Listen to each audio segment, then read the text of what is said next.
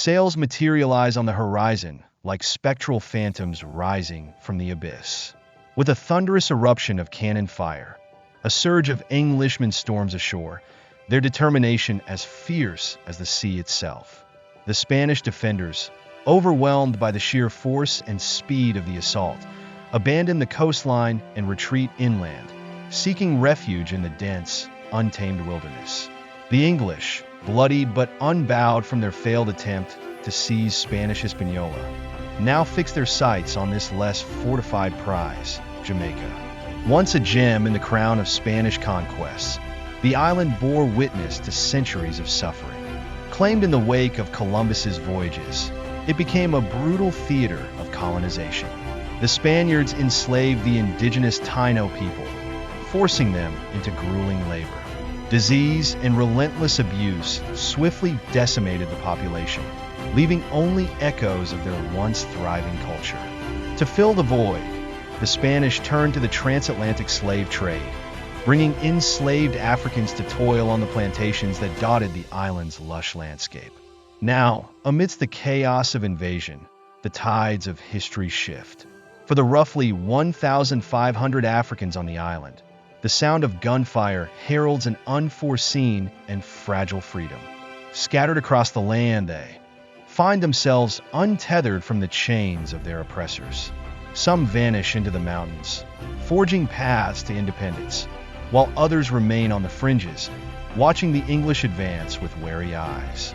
In this fleeting moment of uncertainty, the island teeters on the brink of transformation, its future shrouded in smoke and promise. The Spanish resist the English incursion for several years, holding on to Jamaica's rugged interior until about 1660. Yet, even as the Spanish surrender the land, another fight rages on. The liberated Africans, those who had broken free amidst the invasion, continue their defiant struggle from the dense, shadowed woods. The Spanish had called such runaway Africans and indigenous peoples Cimarrones, meaning wild or untamed. The English, too, adopted a name for them, the Maroons. For years, blood stains the soil as the Maroons wage a guerrilla war against the English. Their resistance becomes legend, until finally, the exhausted Maroons retreat deep into the forested mountains. The English, unwilling to pursue them into the unforgiving terrain, leave them to their own devices. One account states, the ways of them became utterly unknown to the white people, and so they continued for many years. Thus, the Maroons forge a life in the hidden folds of the island, beyond the reach of colonial rule. Meanwhile, Jamaica's coastal regions transform into a different kind of battleground. Buccaneers, including the infamous Henry Morgan, turn the island into a launching pad for bloody raids on Spanish ships and ports. The city of Port Royal, once a modest settlement, grows into a notorious haven for pirates, prostitutes, and unbridled vice. Clergymen condemn it as a den of profane and ungodly wickedness, and indeed, the southern docks become a conduit for all manner of evil. Yet this wickedness pales before the far greater scourge that soon takes root, the sprawling machinery of plantation slavery. The buccaneers eventually dwindle, but the island's economy shifts to an even darker enterprise. Ships laden with human cargo begin to arrive in increasing numbers. Survivors of the grueling Middle Passage, withered and broken by the journey, are herded ashore, sold, and driven to the sugar plantations. The enslaved population, which numbered only 550 in 1662, swells to 45,000 by the turn of the century. For many, this existence is short and agonizing, marked by relentless toil under the blistering sun and the lethal hazards of sugar production. The violence used to sustain this system is staggering in its cruelty. An observer from the period recounts punishments with chilling indifference.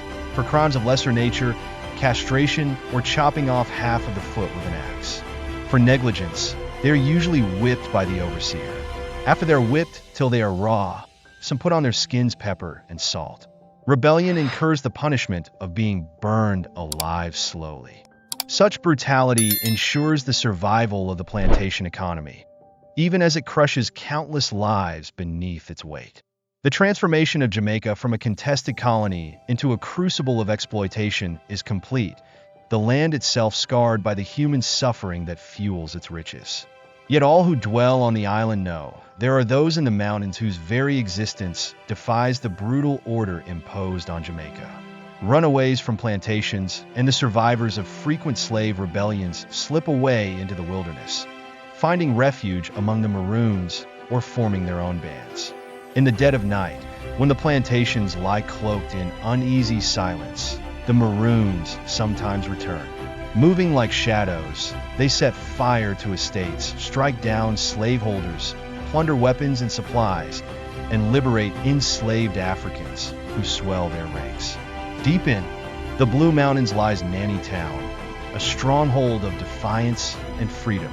Here, hundreds of Maroons have built a sanctuary that mirrors the ancestral villages of West Africa. Women cultivate yams and plantains, men hunt wild hogs, and children are born free, growing up under the shadow of a legacy of resistance. The air is thick with the rhythms of preserved traditions and tongues, carried across the Atlantic and rooted in this diasporic haven. Nanny Town and its surrounding settlements form the windward band of Maroons, led by the spiritual and strategic guidance of an elder named Nanny. Revered for her wisdom and resilience, Nanny is not just a leader, but a symbol of endurance and survival. To the west, another formidable force arises, the Leeward Maroons, under the command of Cudjoe, a stern and fearless leader. Many Maroons hail from the Akan-speaking region of the Gold Coast, where they were once warriors before being torn from their homelands and sold into slavery during the violent clashes of African coastal powers. Their martial heritage persists, shaping them into an indomitable force. In the mountains, the Maroons master the terrain, moving swiftly and invisibly through the hills, communicating with signaling horns, and wielding stolen guns, swords, and spears. Their raids become legendary, a thorn in the side of the British colonial regime. In 1722, when British planters pushed their plantations into the northeast coast, the Maroons respond with fire and fury. Plantations are reduced to ash, enslaved workers rise up in rebellion, and many flee to join the freedom fighters in the hills. For years, the Maroon raids go unanswered. The British planters, unable to subdue them, find their ambitions thwarted. Finally, in 1730, the British Crown itself intervenes, dispatching regiments of seasoned soldiers to quell the unrest. But the Maroons, hardened by years of struggle and intimately familiar with the land, remain an elusive and relentless adversary. The mountains become a battleground, a testament to the unyielding spirit of a people who refuse to bow. The British militia and military forces soon realized that conquering the Jamaican mountains was no simple feat navigating the rugged terrain. They often found themselves led astray down deceptive trails, only to fall into meticulously set traps. Each misstep brought them face to face with the elusive Maroons, who emerged from the dense foliage with lethal precision before vanishing once more into the labyrinthine woods. The Maroons mastered the art of guerrilla warfare, using their intimate knowledge of the landscape to their advantage, striking swiftly and disappearing without a trace. This relentless campaign of Maroon warfare, coupled with frequent slave rebellions and a stagnating plantation economy, began to drain the white population both financially and morally. The demographic imbalance became stark. For every white person, there were approximately 10 enslaved individuals. The escalating turmoil reached a breaking point, compelling the governor to convene an emergency meeting of the legislature. With a grave tone, he declared, "There never was a point of time which more required your attention to the safety of this island than at present." In a desperate bid to reclaim control, the British orchestrated large-scale military operations against both the Windward and Leeward Maroon bands. These formidable parties succeeded in capturing several Maroon settlements, aiming to dismantle the resistance from its roots. However, their efforts were undermined by the growing unrest among the enslaved population. Many slaves coerced into fighting for the British found their loyalties wavering and defected to the Maroons, bringing with them valuable knowledge, weapons, and a fervent desire for freedom. This influx of defectors empowered the Maroons, enabling them to launch a decisive counterattack that saw them retake Nanny Town within the following year. The atmosphere among the planters grew increasingly tense as the underground rebellion infiltrated every aspect of their lives. The enslaved people, ever vigilant, listened intently for whispers of British strategies and covertly passed this intelligence to Maroon scouts hidden among the trees and within their very homes. The plantations, once symbols of wealth and stability, became battlegrounds where fear and uncertainty reigned. The Windward Maroons, bound by an unbreakable oath of loyalty to their revered leader Nanny, could sense the impending storm of war. In a bold move, the British dispatched a formidable force of 400 troops, including 100 seasoned professional soldiers, to march toward Nanny Town with the intent to quash the rebellion once and for all. The British strategy involved dividing their forces to encircle the Maroon stronghold. One division was tasked with blocking the rear exit, hoping to trap the Maroons within. However, the Maroons were prepared for such tactics. As the rear division attempted to secure their position, they were met with a fierce ambush orchestrated by the Maroons.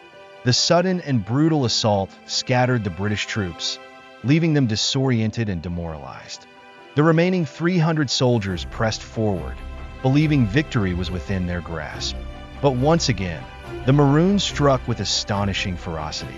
Emerging from behind trees and rocks, they unleashed a torrent of shouts, gunfire, and deadly force upon the advancing British lines. The chaos and unexpectedness of the attack threw the British into a state of hysteria, forcing them to retreat in disarray. Buoyed by their stunning victory, the Maroons inspired a wave of rebellions across the island. Runaways from plantations, emboldened by the Maroon success, flocked to join their cause in overwhelming numbers. The legislature of Jamaica, recognizing the shifting balance of power, reluctantly conceded that the Maroons had become a formidable force. The rise of the Maroons instilled great terror among His Majesty's subjects, as reports of their plundering spread. Entire plantations were razed and abandoned, leading to a significant decline in revenue for the British Crown. A planter, grappling with the relentless assaults, lamented the situation in a desperate letter. The rebels got the better of all our parties. Our men dare not look them in the face in the open ground or in equal numbers. This sentiment echoed the pervasive fear and helplessness that gripped the white population. The Maroons' ability to outmaneuver and outfight the British forces not only undermined the colonial economy, but also ignited a profound sense of vulnerability among the planters. As the conflict raged on, the mountains of Jamaica became a symbol of unyielding resistance and the enduring quest for freedom. The Maroons, embodying resilience and strategic brilliance, continued to challenge the colonial powers, ensuring that the spirit of rebellion and the fight for liberation remained alive amidst the island's tumultuous landscape. In 1734, the British launched a decisive strike against the Windward Maroons. Under the cover of night, a large force scales the perilous, narrow path leading to Nanny Town. Small cannons are dragged into position, their barrels aimed at the heart of the settlement. When dawn breaks, the bombardment begins, raining destruction upon the huts nestled in the mountains. Flames engulf the village, forcing the Maroons to flee. The Windward Maroons fight back fiercely in the ensuing skirmishes, taking the lives of 80 British soldiers. Yet the odds are insurmountable, and Nanny Town is lost. Disheartened but not defeated, the Windward band scatters into the wilderness. Some make the arduous journey westward to seek refuge with Cudjoe and the Leeward Maroons. But Cudjoe, ever cautious and protective of his domain, refuses them sanctuary. He views them as a potential threat to the tenuous stability of his own people and sends them away. For a time, the mountains fall silent. The British planters, relieved by this lull in the fighting, begin to rebuild their sense of control. But the Windward Maroons bide their time, regrouping and rebuilding their strength in the shadows of the forests.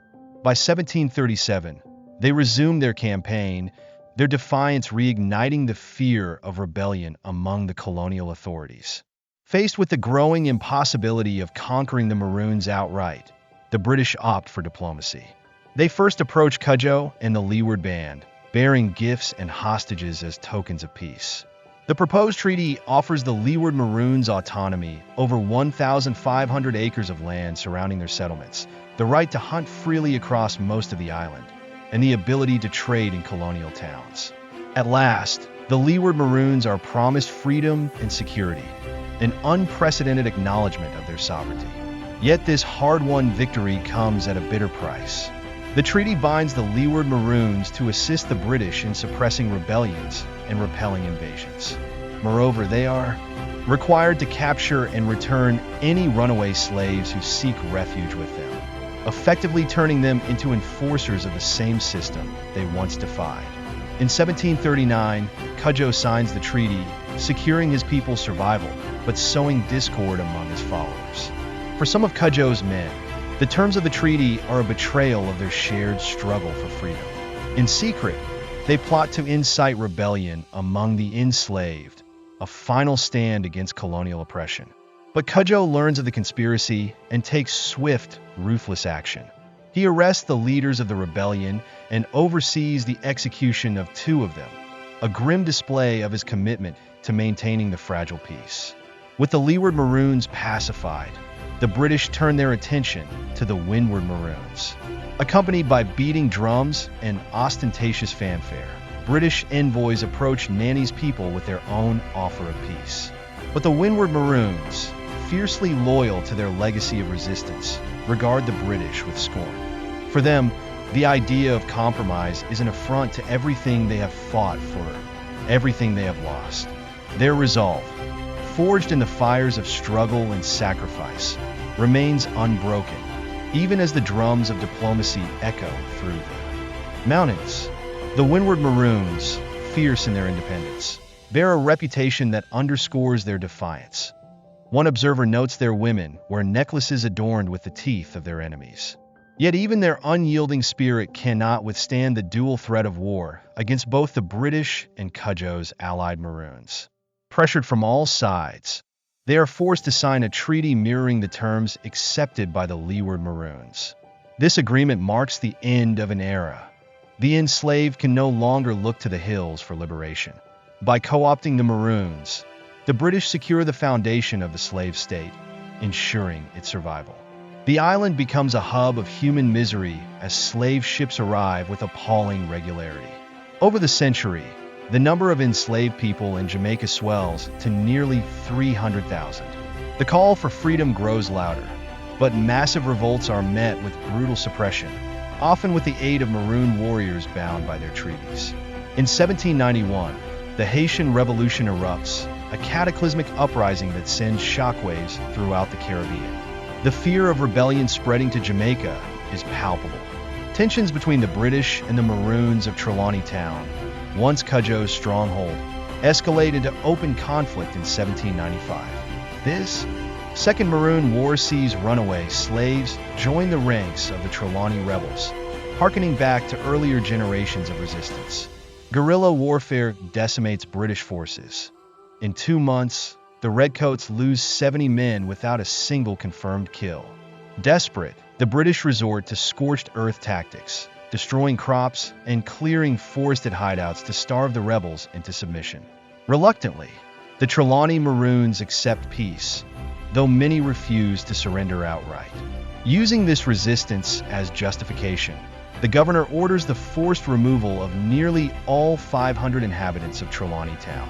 They are banished to an unfamiliar northern climate, where their first winter is one of the harshest on record. Resigned to ramshackle lodgings, the Maroons petition the British government for years to return to Jamaica, but their pleas fall on deaf ears. In 1800, the British allow the Trelawney Maroons to resettle in Sierra Leone, alongside other communities of formerly enslaved Africans. For most, this becomes their permanent home, and they build lives in this new land. Yet in the 1840s, following the British abolition of slavery, some of their descendants sail back to Jamaica with their families.